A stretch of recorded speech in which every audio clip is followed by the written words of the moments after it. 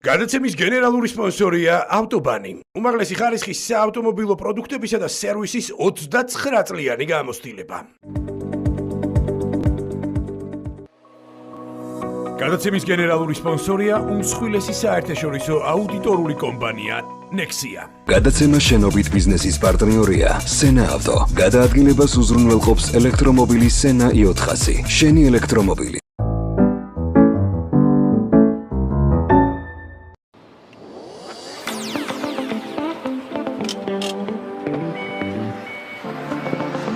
მოგესალმებით ქალბატონებო და ბატონებო, მოვედით ჩვენი Sena i400-ით ავტობანში. და რამდენიმე წუთში დავიწყებთ ძალიან საინტერესო შენობით ბიზნესთან. მორიგი ძალიან საინტერესო ეპიზოდის ჩაწერას. საკაბელის მართველი პარტნიორი ედიშერ მამალაძე გველოდება უკვე, ამიტომაც გადავინაცვლებთ ახლა ჩვენს გარე სტუდიაში და ვისაუბრებთ ძალიან ბევრს იმ ინდუსტრიულ გამოწვევებზე, რაც ზოგადად ქართულ წარმოებას და ექსპორტს ახლავს თან. ასე რომ ძალიან მალე დავიწყებთ. მოგესალმებით, ქალბატონებო და ბატონებო, ვიწყებთ ყოველკვირეული სატელევიზიო ბიზნეს ჟურნალის შენობით ბიზნესთან მორიგი ძალიან საინტერესო ეპიზოდის ჩაწერას და დღევანდელი ჩვენი გადაცემის მორიგი ეპიზოდის სტუმარი არის საკაბელის მართველი პარტნიორი ბატონი ედიშერ მამალაძე. ედიშერ, მოგესალმებით, ძალიან დიდი მადლობა რომ გამონახეთ დრო და იღებთ მონაწილეობას ჩვენს გადაცემაში. საინტერესო თემებზე მოგვიწევს დღეს საუბარი და შესაბამისად უპირველეს ყოვლისა აქცენტი მინდა დავსვათ საკაბელზე. მის პოზიციონირებაზე, მის პრეისტორიაზე, აწმყოზე, სამომავლო გეგმებზე, ხარისხობრივ ნაწილზე, ყველაფერზე ერთად რაც კუპაჟურად იყრის თავს კომპანიის საქმიანობაში. შესაბამისად გვიანბე საკაბელზე და შემდეგ უკვე გადავიდეთ და ჩავაქსოვოთ სხვადასხვა საინტერესო თემები. ედიშერ მამალაძე, განათლება თბილისის სახელმწიფო უნივერსიტეტი. სამუშაო გამოცდილება, კერძო ბიზნესი, უნივერსალური ბირჟა, სავაჭრო ოპერაციები, ქუთაისის ბანკთა შორისის სავალუტო ბირჟა, მართველი პარტნიორი. ამჟამინდელი საქმიანობა, საკაბელის მართველი პარტნიორი და სამეთვალყურეო საბჭოს თავმჯდომარე. მოგესალმებით, დიდი მადლობა მოწვევისათვის. გილოცავთ ყველა დღესასწაულებს, რომელიც იყო ამ წელში უკვე. საკაბელის ისტორია რომ დავიწყო, მე მგონი ეს გადაცემა კი არა, ბევრი არ გვეყოფა, იმიტომ რომ 1958 წლიდან მოდის ჩვენი ისტორია. ერთ-ერთი და შეიძლება ითქვას ერთადერთი ინდუსტრიული ბრენდი ვართ საქართველოში, რომელიც თავისი დაარსებიდან დღემდე პროფილი არ შეუცვლია და აგრძელებს იგივე კუთხით მუშაობას. დაარსდა ჯერ კიდევ საბჭოთა კავშირის დროს და უფრო მეტად საინტერესო იქნება ჩვენი უკვე თანამედროვე ცხოვრებით საკაბელის ცხოვრება, ვინაიდან ჩვენი გუნდი საკაბელს შემოუერთდა 2006 წლიდან. ასე რომ წელს იუბილეც აგვაქვს აი ამ კუთხით თუ ვიტყვით. და შემოუერთდა ერთი საინტერესო ფაქტიდან გამომდინარე. ჩვენ და საბედნიეროდ ისეთ დროს მოვედით, როდესაც ჯერ კიდევ ის წდომა არ იყო განხორციელებული, ანუ ის ხალხი, ვინც მუშაობდა თავიდანვე ამ ქარხანაში, ჯერ კიდევ იყვნენ საქართველოში და ზესტაფონში, ვინც დაიწყო ამ კაბელის ქარხნის ისტორია. ჩვენ მქონდა ესეთი სიტუაცია, რომ მე და ჩემმა პარტნიორებმა გავიმარჯვეთ ერთ ტენდერში, სადაც იყო კაბელები შესატანი, ეგ არის 2004 წელი და როდესაც წარმატებით განვახორციელეთ ეს ოპერაცია, ვინც იყო ჩვენი მაშინდელი, ასე ვთქვათ, მეგზური ამ თემაში, ეხა სამწუხაროდ ცოცხალი აღარ არის, ერთი, მეორე ჯანმრთელად არის და ჩვენი პარტნიორია დღესაც. იმის მაგივრად რომ გავხარებოდა ყველას და ჩვენ რა თქმა უნდა გაგვეხარდა, მე კაბელთან შეხება მანამდე არ მქონია. მათ გამოთქვეს გულის წვეტა რომ აიო კიო ეს მოვიგეთო, მაგრამ ეს პროდუქციაო რაც მოვიგეთო ხა ჩვენ მაშინ და შეგვეტანა ენერგეტიკის სამინისტროში. ესაც მოვიგეთო გამრიცხველი ენერგიის პროდუქცია, ეს თავისუფლად შეიძლებოდა რომ დამზადებულიყო საქართველოში. აბა როგორ რანაირად ეს ადამიანები ორივენი იყვნენ საკაბელის ყოფილი თანამშრომელი და პარტნიორები და იმ პერიოდში ქარხანა გაჩერებული იყო. არ მუშაობდა. აი აქედან დაიწყო ინტერესი. ეს არის ჩემი ამჟამინდელი პარტნიორის მამაც გარდაცვლილი ბატონი გურამ სამხარაძე და ჩვენი ახლანდელი პარტნიორი ბატონი ნესტორ ლუტიძე.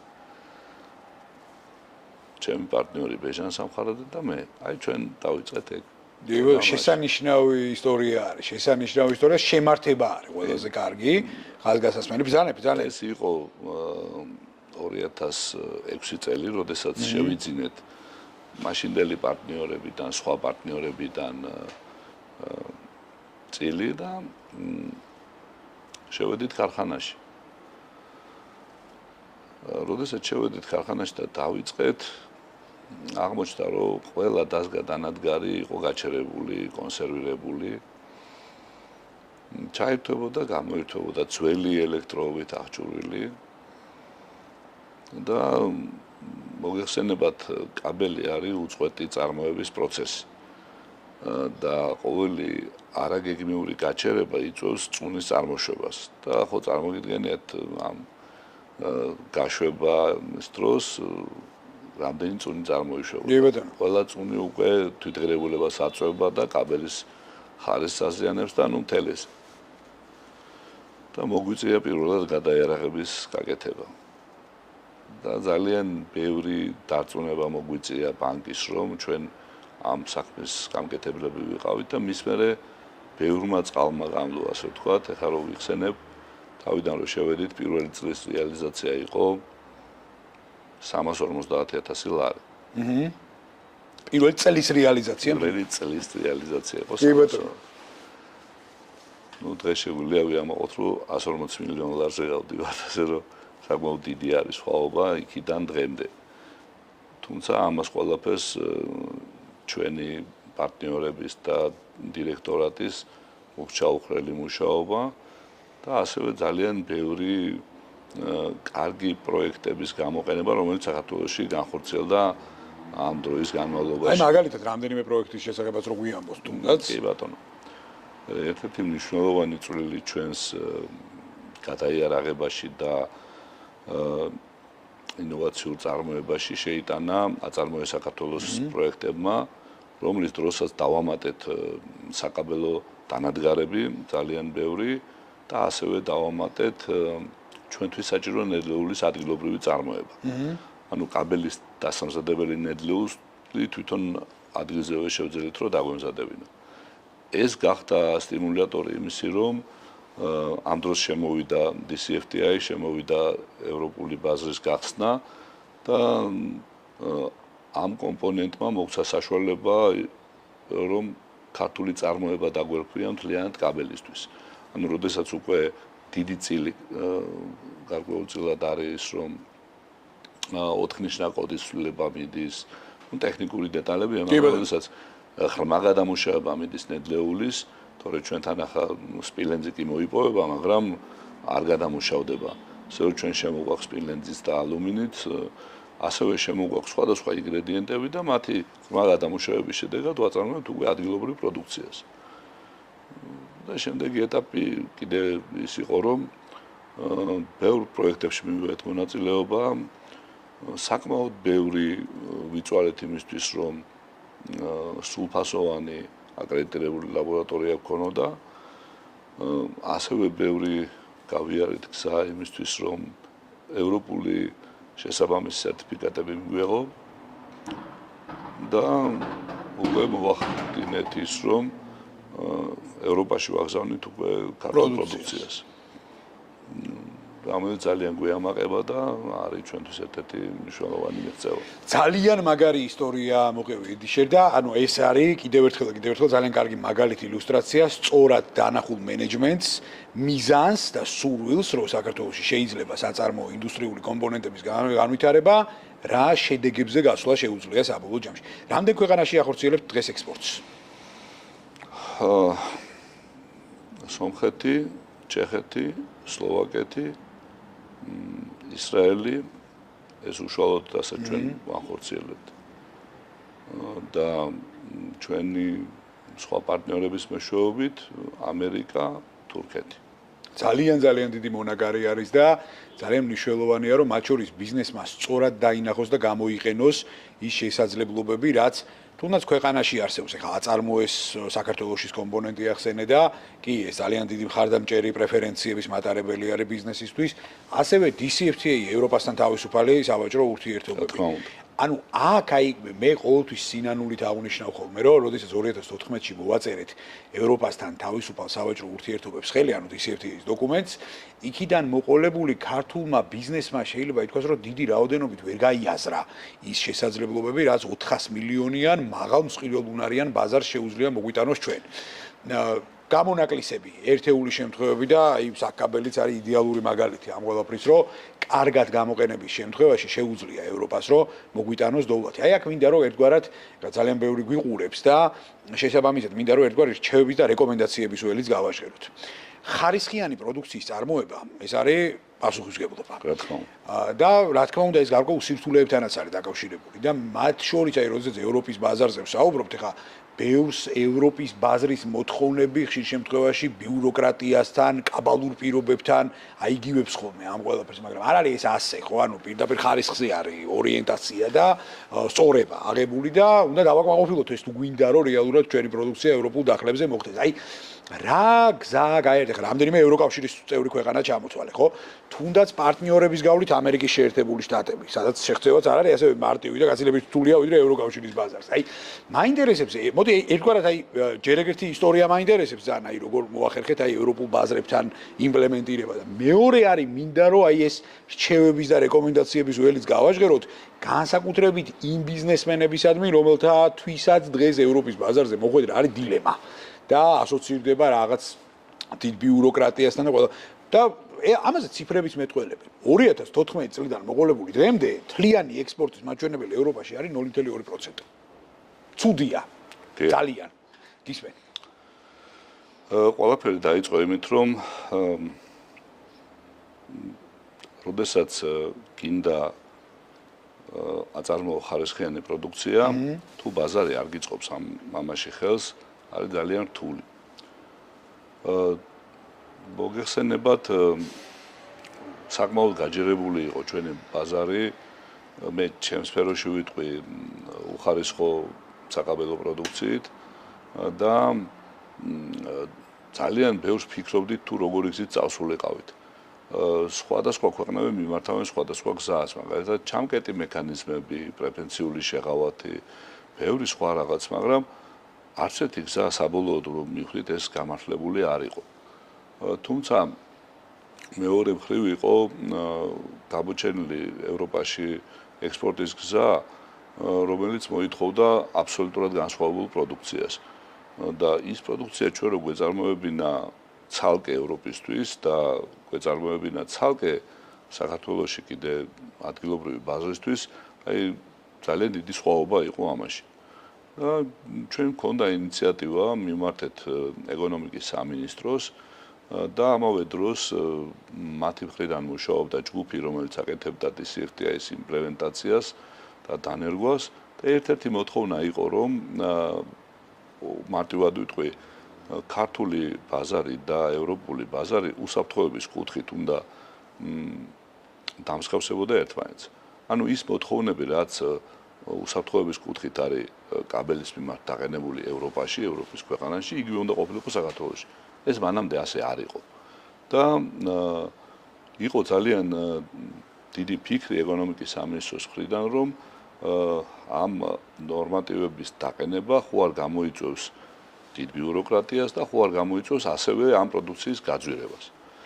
ჩვენი მხრიდან მოხდა დარწმუნება და ძალიან მხარდაჭერა იყო ეკონომიკის სამინისტროდანაც, რომ წავიდნენ იმაზე, რომ შემოიტანეს ეს დათქმა, ანუ ევროკავშირის ის რეგულაცია, რომელიც გვეუბნებოდა, რომ თქვენ თუ გინდათ გახდეთ ევროპის ნაწილი, მოდი დაიწყეთ იმით, რომ უსაფრთხოება იყოს ისეთივე თქვენთან ბაზარში ელექტროინდუსტრიაში, როგორც დაუშვათ არის ჩვენთან.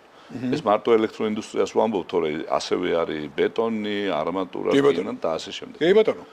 წელს კიდე დაემატა სხვადასხვა ელექტროპროდუქტი, როგორიცაა გამწოვი, ფეჩი, უმელი და ასე შემდეგ. ეს დაიწყო 2018 წლიდან. ცოტა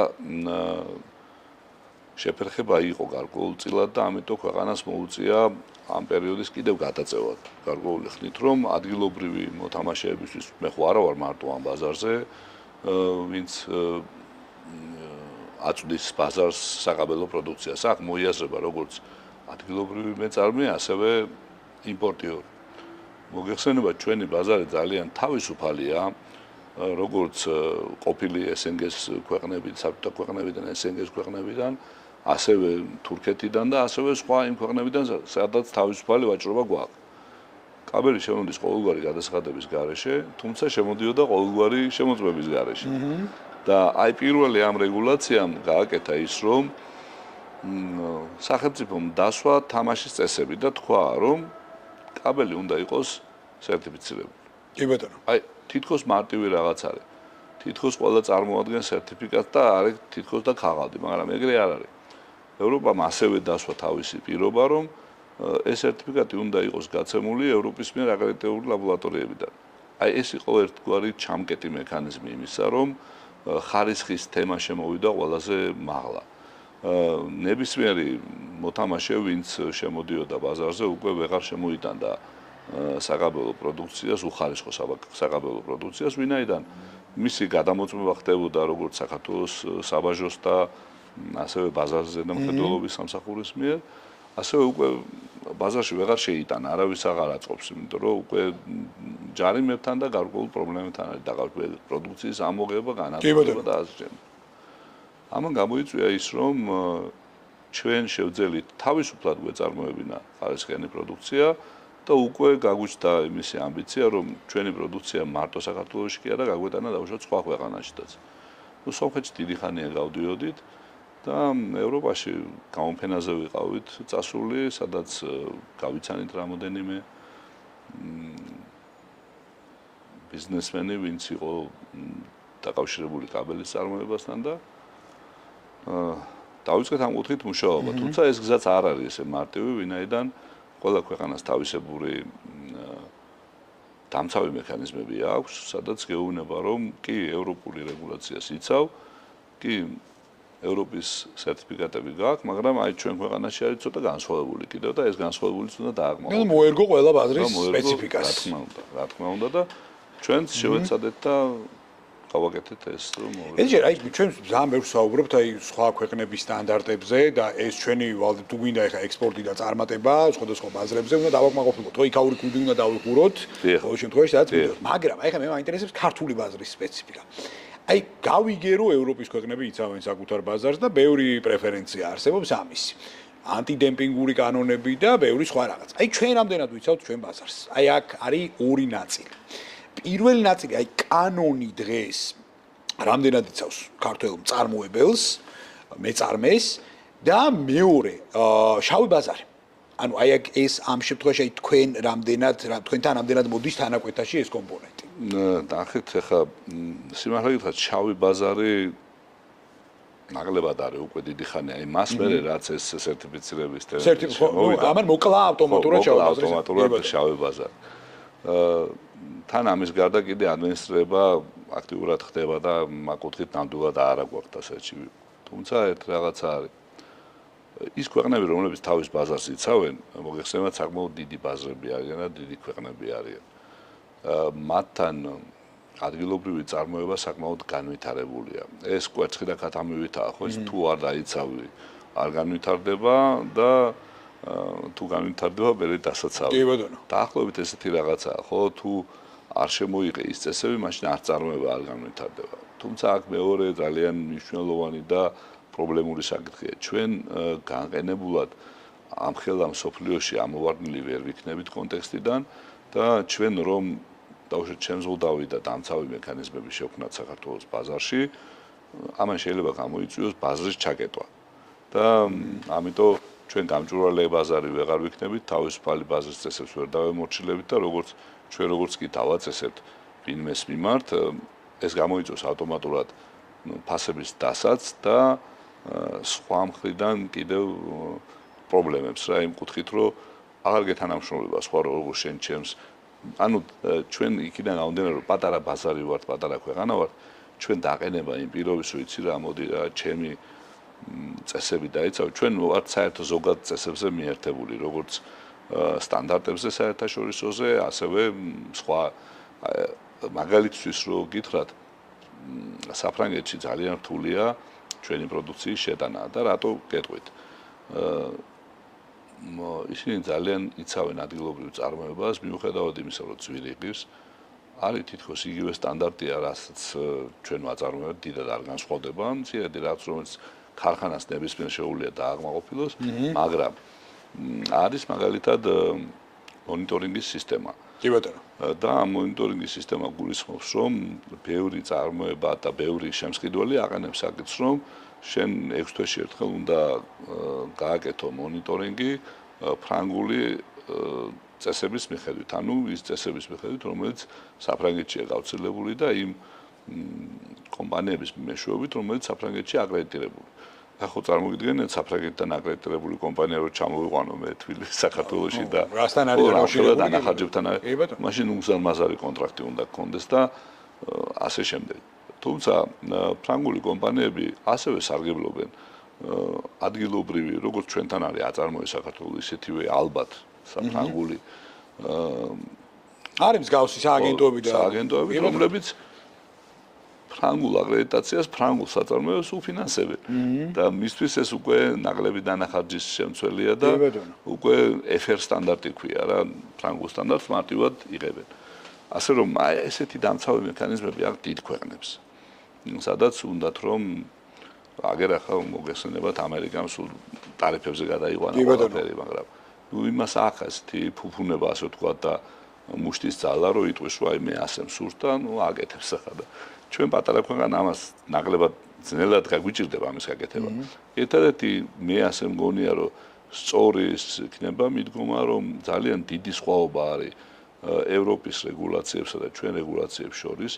ნელ-ნელა რა თქმა უნდა მოგვიწოდებს ევროპა რომ თქვენ თუ გინდათ ევროკავშირის წევრი გახდეთ ეს რეგულაციები ნელ-ნელა უნდა შემოიტანოთ. ახლა მაგალითად გარემოს დაცვითი რეგულაციები შემოდის ძალიან მაღალ დონეზე და გეუბნება რომ უნდა დაემსგავსო ევროპას როგორც წარმოების კუთხით, როგორც წარმოების კულტურით, ასევე შრომის უსაფრთხოების კულტურით და ასე შემდეგ და ნელ-ნელა ასოცირდები და ასიმილირდები ამ საზოგადოებასთან.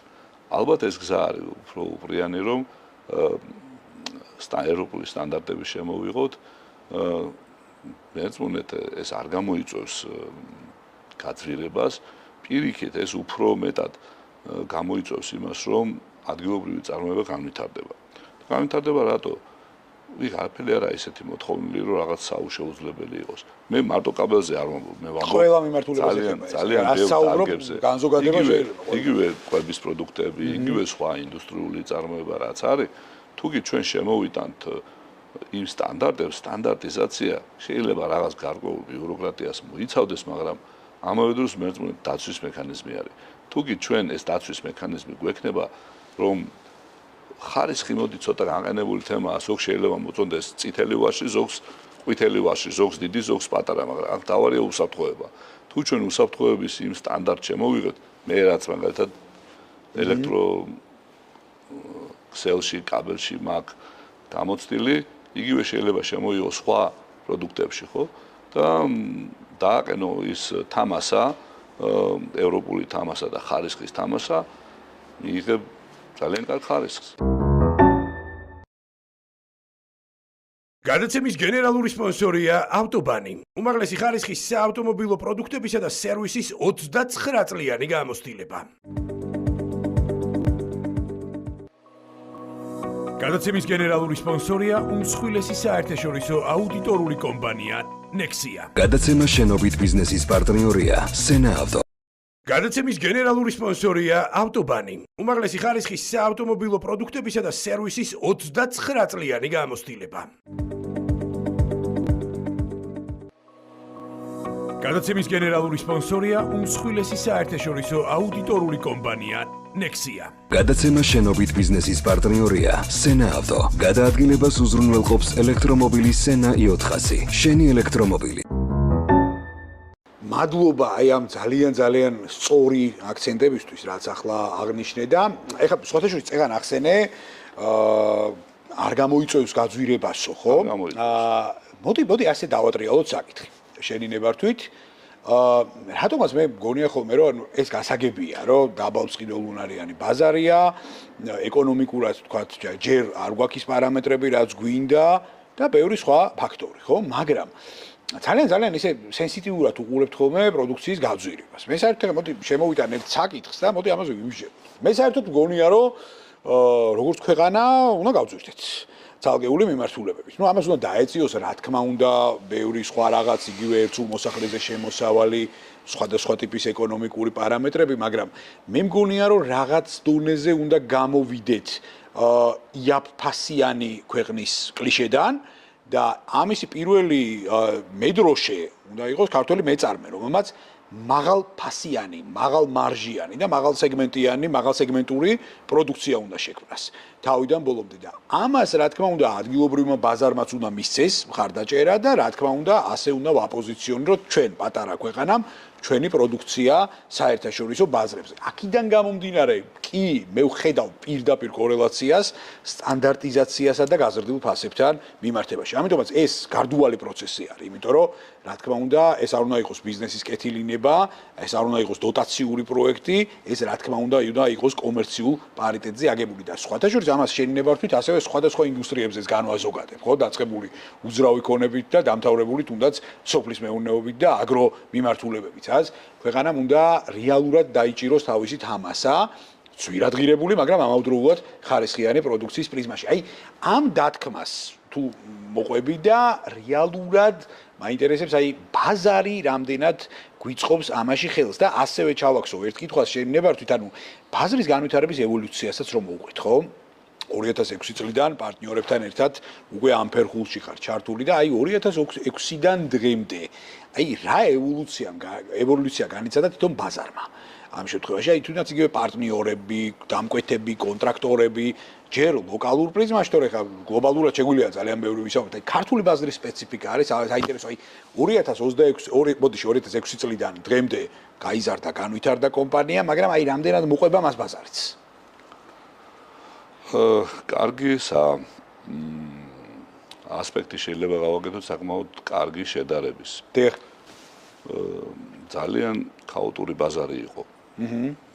და ესე იგი ჩვენი პროდუქციის პირველი შემოტანა იმპორტი რაც მაშინ გავაკეთეთ და მერე უკვე ქარხნის შესყიდვა დაემთხვა იმ ფაქტს რომ არ იყო დენი.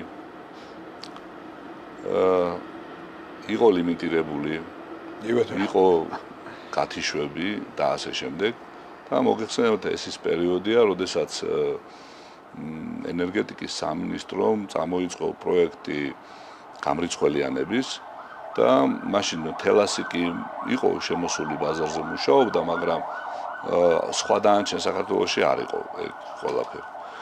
და მაშინ შემოვიდა UDC იყო თუ არ ვთქვი ესეთი კომპანია, რომელმაც გააკეთა ბაზრის გამრიცხველიანება, ანუ მოწესრიგება და შემდეგ უკვე შემოვიდა ენერგოპრო ბაზარზე.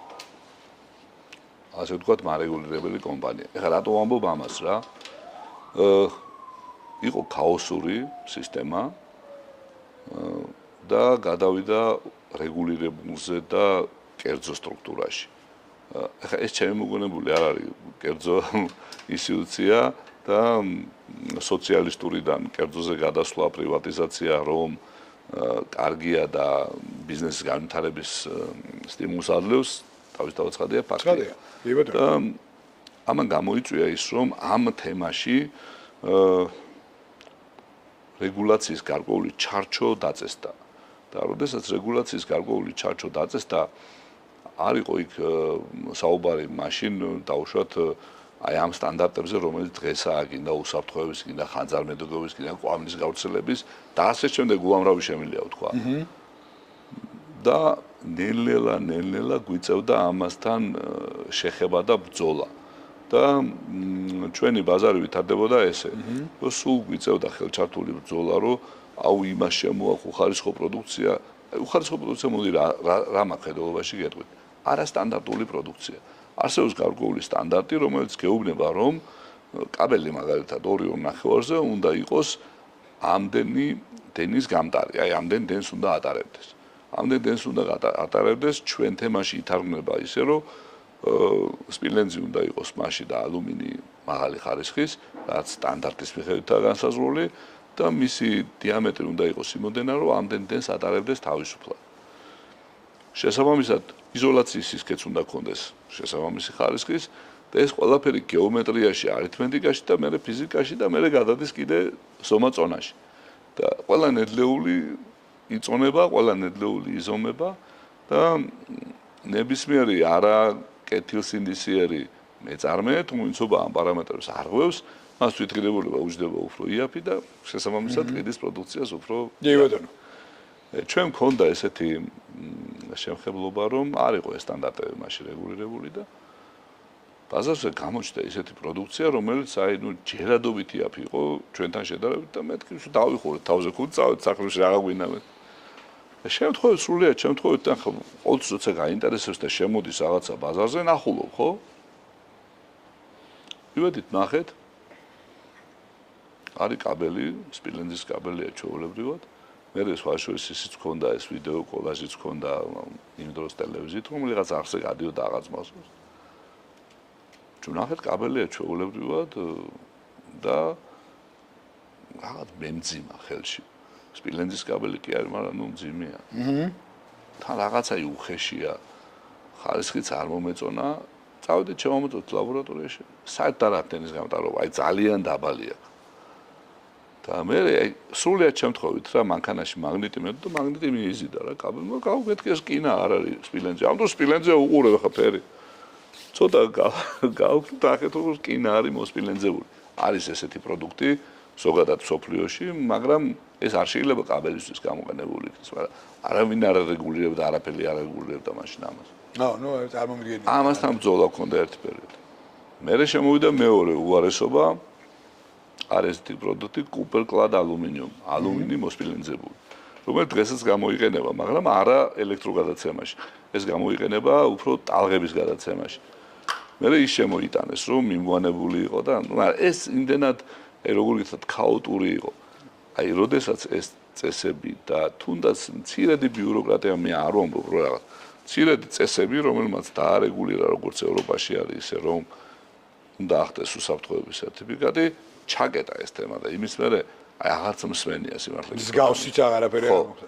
აი ეს არის მე მოგიყევით ევოლუცია იქიდან თუ რასთან გვიწევდა ბრძოლა და სადვართ დღეს ხო აი ამასთან დაკავშირებით რა. ძალიან კარგი პრეისტორია იყო, მადლობა კიდევ ერთხელ ამისთვის და ხო, ნუ აი საგულისხმოა რა, აუცილებლად უნდა გავითვალისწინოთ რეალურად ის ტენდენციები და თუნდაც ხარისხიან პროდუქციას მერე აი ამ ყველაფრის მერე კონდეს შესაბამისი ფასი, ხა ამაზე არ უნდა ხდებოდეს ეს ზედმეტის ალაპარაკო და ამაზე ყოველთვის უნდა ბაზარი, ამას ყოველთვის გაგებით უნდა მოეკიდეს და მე მათ შორის ბაზრის მომწიფებაში ამასაც გულისხმობ, რომ რეალურად კი ბატონო ხარისხი ფასთანაც უნდა იყოს კორელაციაში.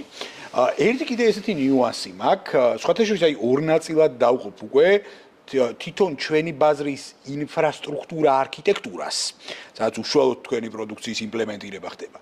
და მეორე ნაწილს აუცილებლად შემოვიტან მსხვილ მასშტაბურ პროექტებს, მასში ქართული კომპანიების ჩართულობას და გამოცდილების გაზიარებას. ეხლა აი პატარა გადახვევას გავაკეთებ შენ ნებართვით.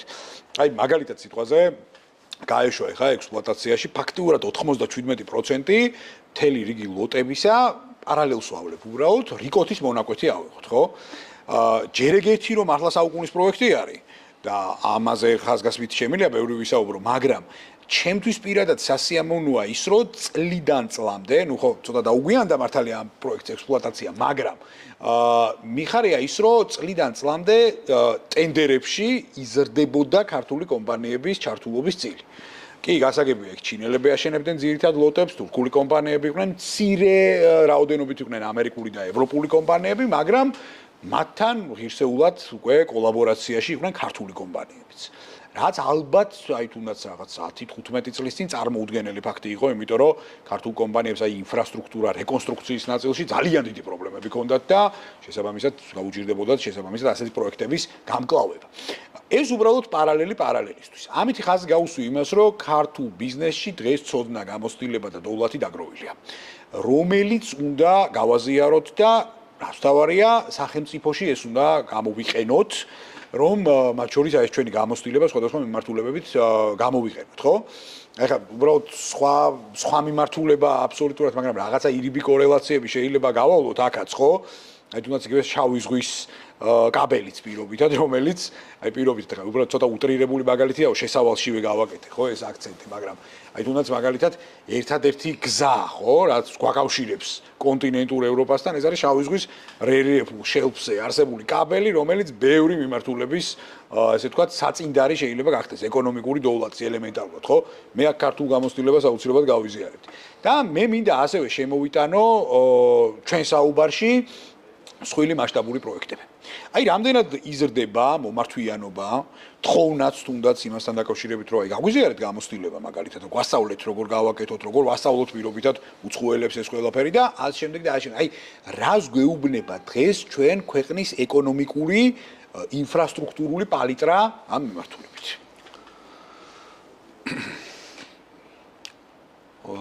მოდი ასე ვთქვათ, საზოგადოდ კაბელი მაინც მშენებლობასთან დაკავშირებული პროდუქტია და როდესაც ხდება ბინადმშენებლობა, ინდუსტრიული მშენებლობა, სავაჭრო, საავადმყოფოები, საოფისე პარტი თუ სხვა, ყველგან გამოიყენება. ასევე გადამცემი ხაზები და ასე შემდეგ. დიდი ფართო გამოყენება.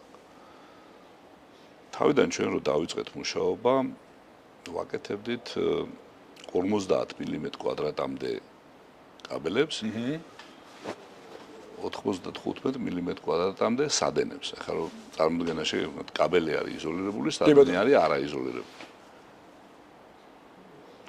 დღეს ვაკეთებთ კაბელებს მრავალწვერას 240 მმ კვადრატის ჩათვლით და ცალწვერა იზოლირებულს 800 მმ კვადრატის ჩათვლით.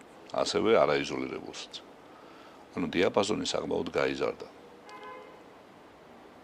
ტერიტორია საკაბელს თავიდან ეკავა 10 გექტარი, დღეს უკავია 5 გექტარი. ხალხი მუშაობდა თავიდან ალბათ 800 ადამიანი, აი როცა ეს 95 კვადრატამდე რო ვაკეთებდა და დღეს მუშაობს 300-მდე ადამიანი. ეხლა რატო ვიწყებ აი ამ შედარებებით? თავიდან ჩვენ პროდუქციას იხმარდა საკმაოდ მცირე სპექტრი მომხმარებლების. ეს იყო ძირითადად კერძო პირები, რამოდენიმე ენერგეტიკული კომპანიები და რამოდენიმე დეველოპერი, რომელიც ბინებს აშენებდა. თავიდან იყო მოხმარებაში ორწვერა კაბელი ერთმაგი იზოლაციით, მერე ნელ-ნელა სტანდარტები რო დაიხვეწა, შემოვიდა ორმაგი იზოლაცია, მრგვალი, ჰალოგენის არშემცველი და მრავალი ასეთი, რომელზედაც მოგვიწია თავისთავად ცხადია, ხარის აბმა და მისი წარმოების ათვისება. ძალიან რთული და საკმაოდ შრომატევადი და საკმაოდ ინვესტიციატევადი პროდუქტია კაბელი. ასევე გამოწვევები იზრდებოდა, უკვე დაიწყო მრავალი ბევრი ინვესტიციის შემოსვლა საქართველოში მშენებლობის კუთხით, სავაჭრო ცენტრები იქნება ეს, დეველოპერული მშენებლობები იქნება, ქარხნები იქნება, ინდუსტრია იქნება და ყველას აი ამათ ჰქონდათ მოთხოვნა უკვე მაღალ ხარისხზე. და შესაბამისად მოგვიწია ამ მაღალი ხარისხის პროდუქციის წარმოება, თუმცა იმ პროდუქციას სხვა არავინ არ გამოიყენებდა, მაგრამ მივხვდით, რომ ბაზარი ამ კუთხით მიდის.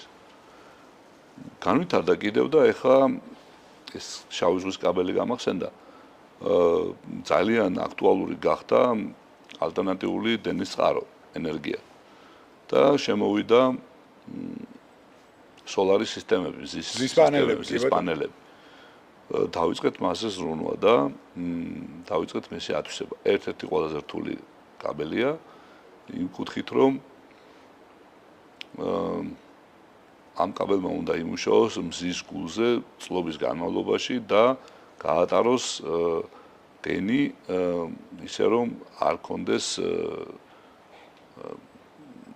გარეგანი დაზიანება, ის მზის რადიაცია არ იმოქმედოს ტენის ხარისხზე და ასე შემდეგ. ამიტომ ამ კაბელს აქ როგორც შიგნით თვითონ გამტარს გარკვეული დაცვა, ასევე იზოლაციას გარკვეული დაცვა.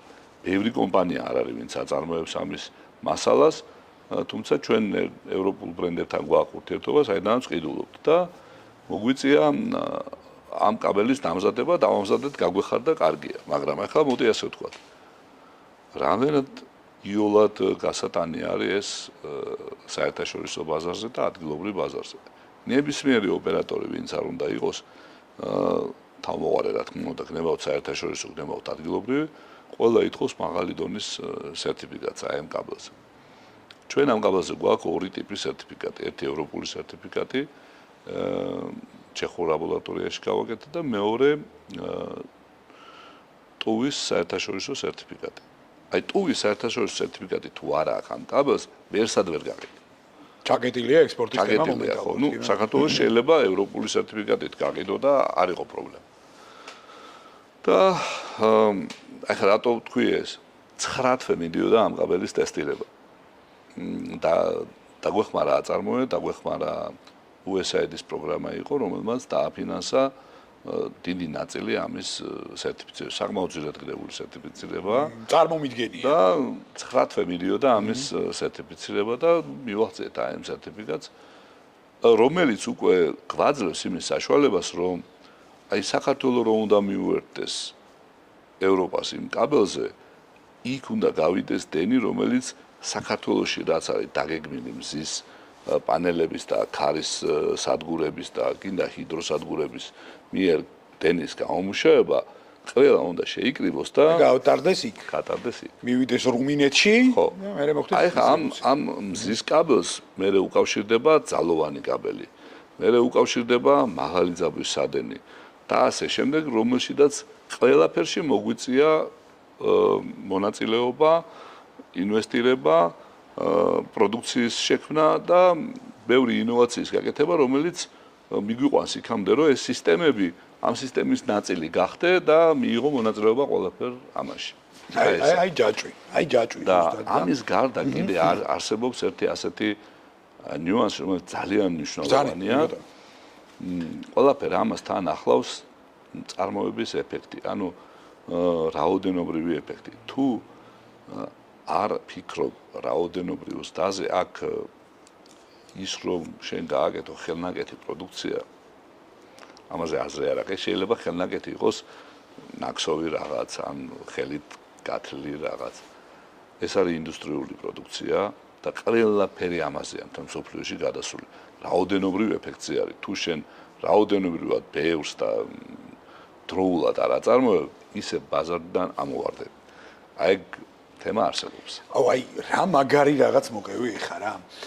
აი სხვათა შორის ეს არის პირდაპირ ამბობ რა, ანუ ჩვენი პრობლემაც არის და მედია საშუალებების პრობლემაც არის რა, რომ აი ყოველთვის აი კონტექსტიდან ამოგლეჯილად ლაპარაკობთ ხოლმე რაღაცეებზე, აი დიდაქტიკურად ეხა აი რატომ მოვიყვანეთ თუნდაც ჩავიზღვის კაბელის თემას, ხო, ანუ ვინმეს ოდესმე ერთიან სურათში დანახული აქვს ის სამუშაოები, რასაც ქართული კომპანია აკეთებს. მარტო ვლაპარაკობთ სადღეგრძელოებით, რომ აი საქართველოს დაუკავშირდება ევროპას, გადასარევია, რაჯობია ამას, მაგრამ ანუ ამის მიღმა რა არის, რა ტარდება ეხა. აი თუ ასე სოლარ სისტემები ახსენე, ხო, ანუ აქ ეხა ტექნიკურ ნაწილში მე რა თქმა უნდა წამოყვები, მაგრამ ასე სიღრმისეულად გამიჭირდება ეხა წამოყოლა, მაგრამ ტექნიკურ ნაწილში ხა ცხადია გამეგება მეც და შესაბამისად აი იმპლემენტირება გაუკეთო და ჩაჯდე ტექნოლოგიურ ჯაჭვში, თუნდაც იმ სისტემებთან, რასაც Huawei გვაწვდის. ძალიან მარტივად რო ვთქვა, ხო და მასთან მოხვიდე პირდაპირ ლინკში, ეს ძალიან რთული საქმე არის. ყველაფერს რო თავი დავანებოთ და თუნდაც იმ რაღაც კლიმატურ მზესთან თავსებადობაზე და ასე შემდეგ ნიუანსებზე ვილაპარაკოთ. ხო, ამიტომაც არის აქ ძალიან მნიშვნელოვანი ასე ვთქვათ, ტექნოლოგიური ნიუანსები, რომელიც ჩვენთან არის, აქ არის და აქაურ, ასე ვთქვათ, ადამიანურ რესურსში არის დაგენერირებული. ერთი ნიუანსი მინდა კითხო, ხა იმდენად უბრალოდ აი დრო პრინციპში ცოტა გვჩება, მაგრამ ისე საინტერესო დინამიკაში მიდის ჩვენი საუბარი, არ მინდა რომ ეს ინტერვიუ დაამთავრდეს, მაგრამ ჩვენ ხელშია ყველაფერი, კიდე არაერთი ფორმატი მოგცემს საშუალებას, რომ საინტერესო დიალოგები მოვაწყოთ. ორი საკითხი მექნება შენი ნებართვით და პირველ საკითხს მე აქვე აი ავტომატურად მოვაყოლებ ადამიანურ კაპიტალს, იმიტომ რომ რაც არ უნდა ვილაპარაკოთ საშეღავათო კომპონენტებზე, მხარდაჭერაზე, გრანტებზე, ანუ ადამიანური რესურსის გარეშე წარმოუდგენელია ეს ყველაფერი და შესაბამისად აი კარგ მთქმელს, კარგი გამგოლი ჭირდება. მე საერთოდ აი ყოველთვის ვეგუები ხოლმე და ვიღებ იმ მოცემულობას, რომ დამფუძნებელი ყოველთვის არის ფრონტი. მორჩა რეალურად ის არის ყველაფრის გამკეთებელი, პერფექციონისტი და შესაბამისად ხო ყველა მას უნდა გაყვეს და ძალიან რთულია რომ მას აუწყო ფეხი. აი ხა რასაც აუბრობ, ხო? მე დარწმუნებული ვარ რომ აი ამ ტექნოლოგიურ ესე ვთქვათ წიაღწევებში ბევრი ვერ წამოყვება. თუმცა ამავდროულად დარწმუნებული ვარ იმ პროფესიონალი კადრების რაოდენობაში და შესაძლებლობებში, რომლებიც შენთან საკაბელში არიან დასაქმებულები და მე მინდა კითხო აი ადამიანური რესურსი. ჯერ მარტო ინდუსტრიით დავიწყოთ, ხო? ეხლა ინდუსტრიული ქარხნის მართვა დაწყებული ინვენტარიზაციით, სტოკის მართვა, მენეჯმენტი, ეს ალგე თემა არის. იქ აღარაფერი რო აღარ ვთქვათ ცალკეულ რგოლებზე, რომლებიც და აღარაფერი რო აღარ ვთქვათ ტექნიკურ ჯგუფებზე, რომლებიც აი ამ ყველაფრის, ასე ვთქვათ, ერთ აჟურში მოქცევაზე უნდა იზრუნონ, ხო? რამდენად დიდი პრობლემაა დღეს საქართველოში ადამიანური რესურსი და აი ხშირად საუბრობთ, ეხლა ბოლო პერიოდში გახდა აქტუალური განათლების რეფორმაც, ხო? მე ცოტა ეჭვი მეპარება, რომ საქართველოში რომელიმე საგანმანათლებლო კერა ახდენდეს კადრების მუდმივ რეპროდუქციას და მიწოდებას ბიზნესისთვის და ხო ეხლა მე არ მინდა თან რიტორიკული კითხვა გამომივიდეს, ამიტომაც აი რა გამოწვევების წინაშე ვდგავართ ჩვენ ადამიანური რესურსის კუთხით. ერთ-ერთი მართლაც ყველაზე მეტად პრობლემატური საკითხია. კი ბატონო. და სულ მუდმივად ძიებაში ვართ, სულ მუდმივად ვართ ახალი კადრების მოზიდვაში. შესაბამისად ამისა როტაციაც ბევრია და დენადობაც ხშირია. თუმცა მაგ კუთხით და ძალიან ბევრი შემიძლია ამაზე ვისაუბრო. არის გადამზადებისა და მომზადების კერები ჩვენი პოლიტექნიკური ინსტიტუტთან დაწყებული სხვადასხვა ტექნიკური სასწავლებლები. ჩვენ თვითონ შიდა ჯგუფი გვყავს. ჩვენ თვითონ ვიყვანთ ხოლმე სტაჟიორებს ყოველწლიურად თითქმის, ვზრდით მათ და მე ვინც უკვე გამოდგება ვიტოვებს. მაგრამ ძნელად მოდიან ძალიან კადრები.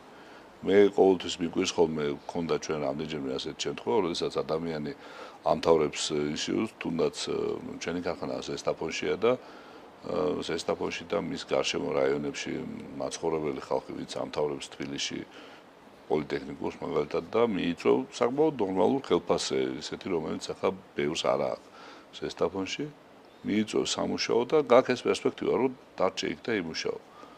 და რამოდენიმე ყავს ასეთი ადამიანი, ვინც დარჩა, გამოდგა, იმუშავა და საკმაოდ კმაყოფილი და საკმაოდ წამყვანი სპეციალისტები არიან დღეს ჩვენთან ქარხანაში. მაგრამ ბევრმა დაანება თავი და ისევ თავისი პროფილით კი არა, სხვა პროფილით წავიდა.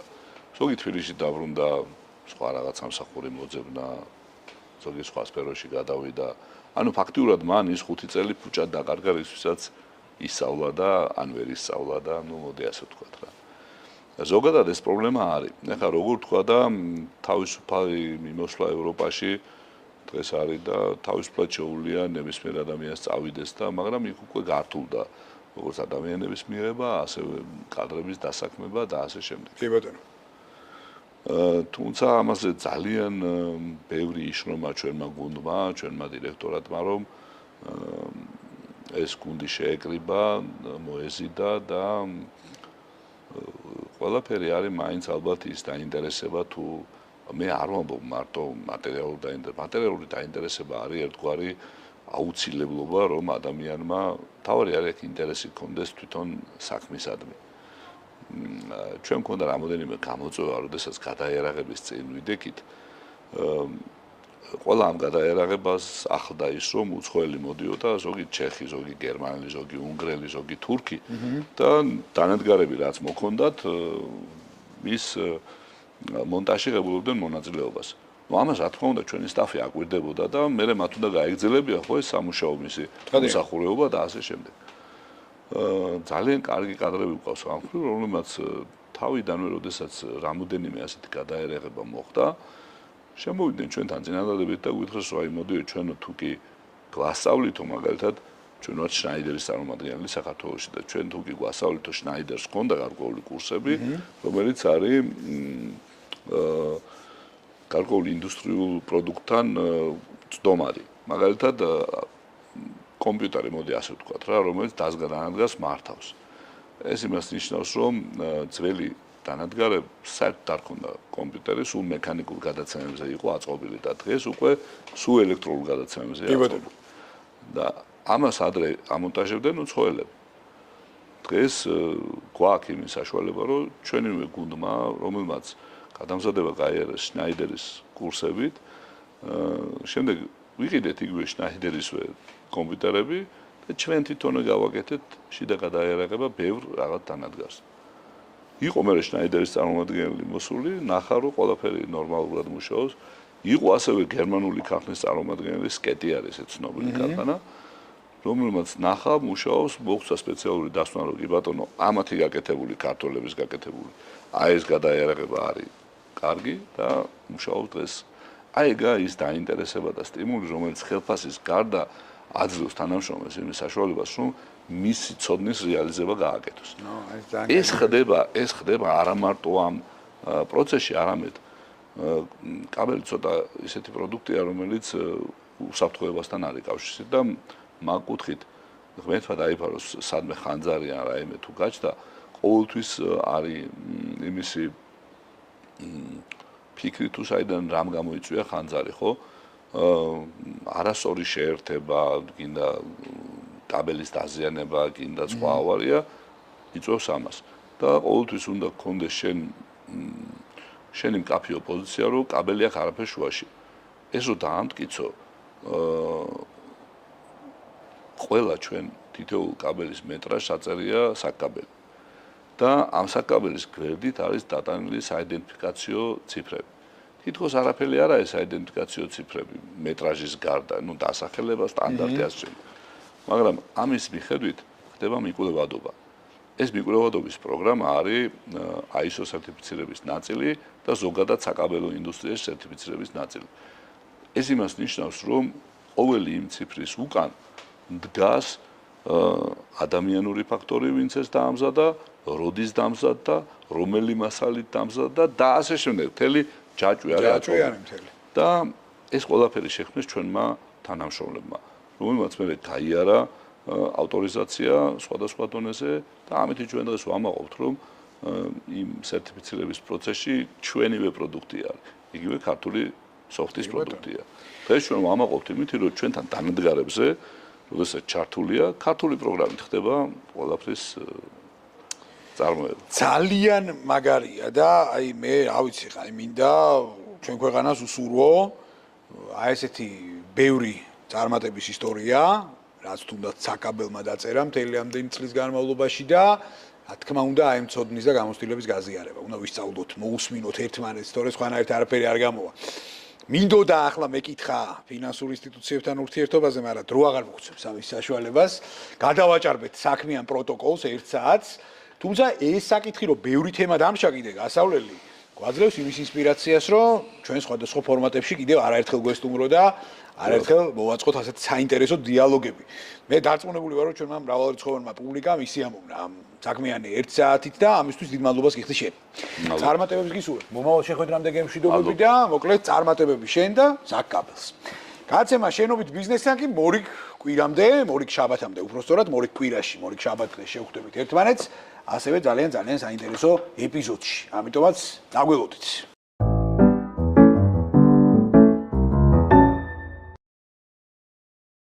გადაცემის გენერალური სპონსორია ავტობანი. უმაღლესი ხარისხის საავტომობილო პროდუქტებისა და სერვისის 29 წლიანი გამოცდილება. გადაცემის გენერალური სპონსორია უმსხვილესი საერთაშორისო აუდიტორული კომპანია Nexia. გადაცემა შენობით ბიზნესის პარტნიორია Sena Auto. გადაადგილებას უზრუნველყოფს ელექტრომობილი Sena i400. შენი ელექტრომობილი